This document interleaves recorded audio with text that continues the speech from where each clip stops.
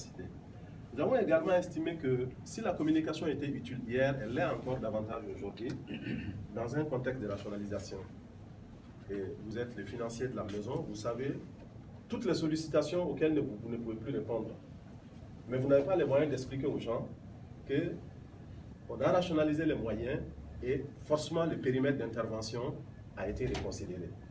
Donc la communication doit être un outil d'accompagnement de la rationalisation en termes d'explication, parce que si le ministre malien vous écrit pour financer un projet culturel, vous ne donnez pas les moyens alors que vous avez l'habitude d'en donner, ça brouille un peu l'image de l'institution dans les États, alors que le but recherché, c'est plutôt le contraire, c'est faire aimer l'UEMOA, c'est faire apprécier ses actions. Donc, la Commission avait besoin hier de communication, elle en a besoin davantage aujourd'hui pour mieux accompagner la rationalisation et expliquer. On ne fait plus ça, mais on fait ça en mieux.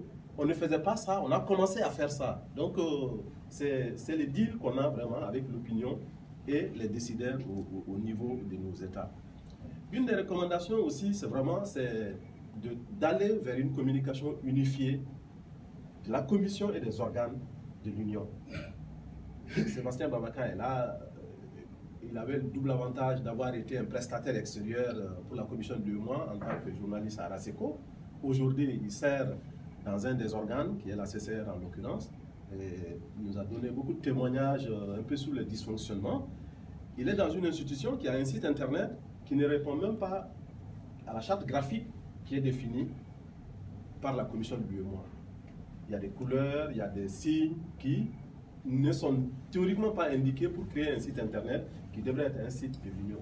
Donc nous disons, il faudrait que lorsqu'on voit et que les visuels identifient déjà une institution comme étant une institution de l'Union.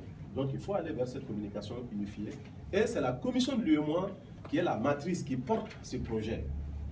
Et par conséquent, nous avons demandé à la direction de la communication, au sortir de cet atelier, d'entreprendre une démarche en direction de tous les chefs d'organes pour aller leur expliquer désormais la dynamique collective que nous souhaitons enclencher, les mouvements d'ensemble vers lesquels on veut aller. Cela veut dire qu'il faudra travailler à améliorer la plateforme d'entrée, qui est le site de la commission de l'UEMOA, qui donnera maintenant des redirections vers des sites qui reprennent les informations de base sur les autres organes de l'Union.